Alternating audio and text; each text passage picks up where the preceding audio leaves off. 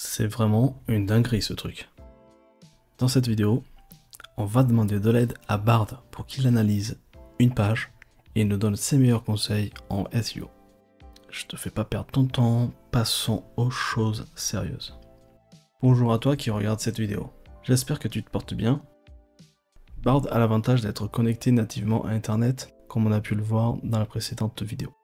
En étant un pur produit de chez Google, je me dis qu'il pourrait être un avantage pour les analyses SEO des sites. Imagine, en moins de 2 minutes, tu obtiens des conseils à appliquer à la page que tu fais analyser par Bard. Conseil pertinent, car ça vient de l'IA développée par Google. Google qui est le premier moteur de recherche. Alors, je me dis que Bard peut aider à gagner du temps sur les analyses SEO. On va faire simple, on va prendre une requête au hasard, et on va prendre un site dans la 7e page de résultats de Google, et on va demander à Bard de l'analyser. Puis, on regarde si c'est pertinent ou pas les conseils qui vont nous être donnés. On commence par engager la conversation pour lui donner un peu de contexte.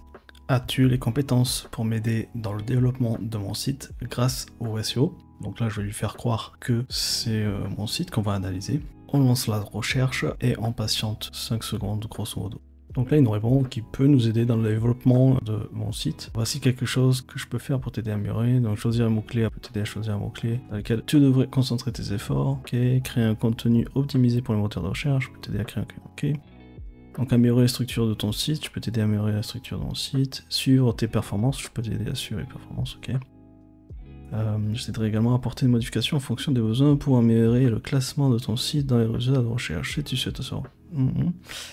La façon dont on peut t'aider à améliorer, n'hésite pas à me contacter, je serai ravi. Ok, bon, ben là je pense qu'il me propose un truc issu d'un site, donc on va lui demander s'il peut nous aider à faire une analyse. Donc on accélère un petit peu le temps, il nous répond, donc bien sûr je peux faire une analyse de ton site, donne-moi simplement le lien, et je vais faire de mon mieux pour t'aider. Donc j'ouvre un nouvel onglet, et on va aller sur Google, chercher donc où partir en vacances en France. Donc je ne vais pas prendre les premiers résultats, parce que ce qui m'intéresse, c'est d'avoir une analyse d'un site où il peut y avoir potentiellement des problèmes. Donc on se rend sur la page numéro 7, voilà, et on prend au hasard partir pas cher. Donc là je vais faire une analyse sur la page d'accueil directement, et non pas sur la page. Et là on lui soumet, je veux bien que tu analyses ce site, et je lui donne l'URL, et on le laisse réfléchir. Qui me propose son analyse. Petit aperçu, le site Partir pas cher est un site de voyage qui propose des informations sur les destinations de pêche en France. Ah bon, les mots-clés utilisés sur le site sont pertinents pour le secteur du voyage et de la pêche, cependant il y a quelques mots-clés qui pourraient être ajoutés pour améliorer le classement du site dans les résultats de recherche.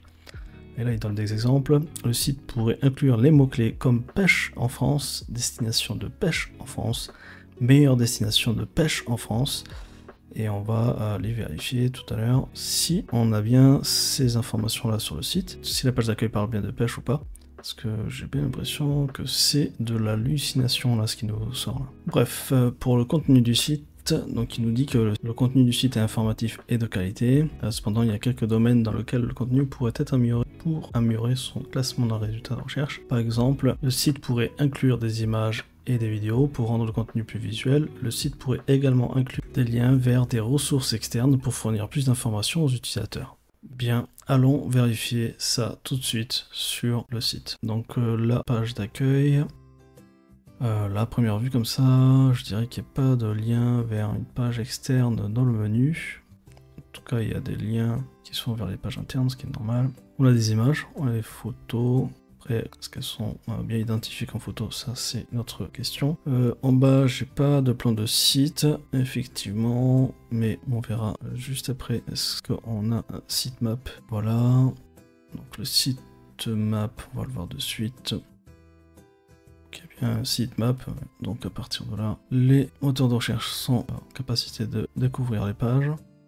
Là, sur les liens, je regarde rapidement, il n'y a pas de lien vers d'autres sites. On pourrait rediriger vers les campings directement ou autre, mais c'est pas le cas ici. Donc voici un peu les liens externes présents sur la page d'accueil.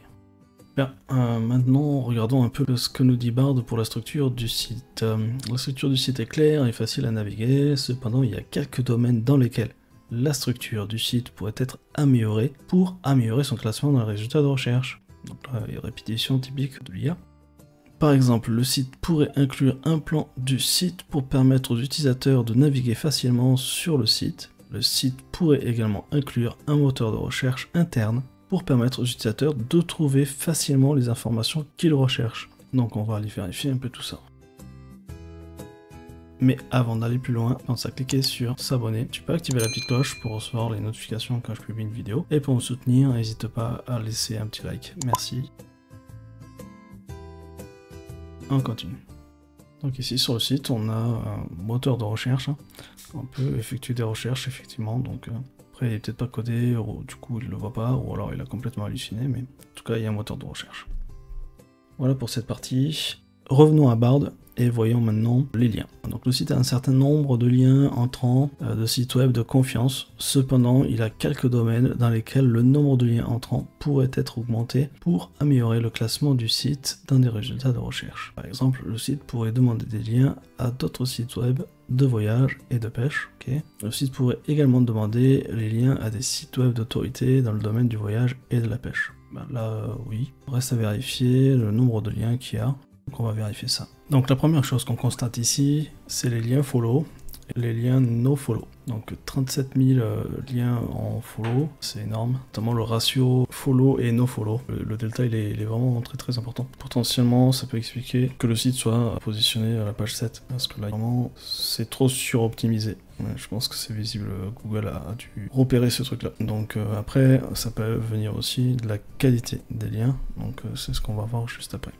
Donc ici, on peut constater les domaines référents, et la première chose qui me saute aux yeux, c'est webreseau.com qui renvoie 22 900 backlinks. La majorité des liens entrants de partirpascher.com arrivent de webreseau.com, et ça typiquement, webreseau.com, c'est un site payant qui fournit pas mal de liens à plein d'autres sites, et ça c'est flagué par Google, parce que ça n'a rien de naturel. Donc on va terminer sur le score de toxicité global. Ici, on peut voir qu'un peu moins de la moitié des liens entrant vers le site sont des liens considérés potentiellement comme toxiques ou potentiellement toxiques. En analysant un peu plus en détail, on devrait retrouver de belles surprises. Là, il y aurait un travail de nettoyage à faire à ce niveau-là pour les liens entrants, donc désavouer les liens, etc. Donc si jamais le propriétaire du site passe par là, c'est quelque chose qui mériterait d'être fait en fait. Alors bien sûr, ces informations-là, donc tous les chiffres et liens qu'on a pu voir précédemment, c'est pas Bard qui les fournit, mais bien un outil d'analyse spécialisé pour ce genre de choses. En tout cas, il donne des bonnes pistes sur les choses à faire, même si c'est pas très complet, il faut quand même avoir certaines connaissances, mais les pistes sont intéressantes. On a vu qu'il nous parlait pas mal de pêche et que sur le site en question, la pêche n'était pas abordée. Donc là, on va voir d'où ça peut venir.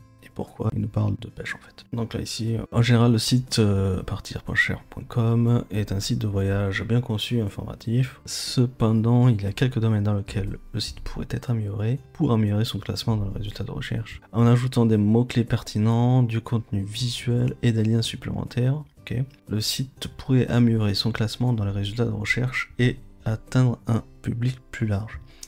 Effectivement, c'est ce qu'on veut en optimisant les sites, c'est exactement ça qu'on cherche. Donc là, j'ai bien envie de lui demander de proposer une structure de site adapté pour un site de voyage.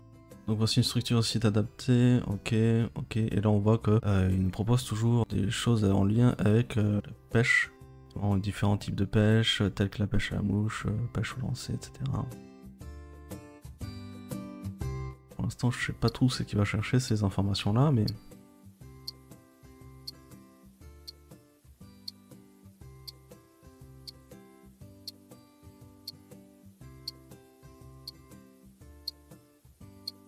je vais lui demander en fait. Donc pourquoi la pêche sur un site de voyage? Donc la pêche est une activité de plein air qui peut être pratiquée dans de nombreux endroits différents, ok. C'est quelques raisons pour lesquelles la pêche peut être incluse dans un site de voyage. C'est une activité populaire qui attire de nombreuses personnes, ok. Donc là, on va revenir voir les premières positions. Naturel de préférence. Donc ici, voyage family. Top 10 des paradis. Voici les premiers, c'est qu'il y a une raison. Et là, je vais rechercher donc pêche et on va voir que effectivement la page traite de pêche. Est-ce que Bard ne vient pas de nous donner gratuitement un cours de SEO sur les 9 pages naturelles, hein, ok, pas celle avec la pub. On a un site, 2 sites qui traitent de pêche, 3 sites, 4 sites, 4 sites qui traitent de pêche. Donc si tu as un site qui veut se positionner sur cette requête là, tu as tout intérêt à traiter le sujet de la pêche. Voilà, c'était le petit cours gratuit par Bard. Je te souhaite une bonne continuation et à très bientôt.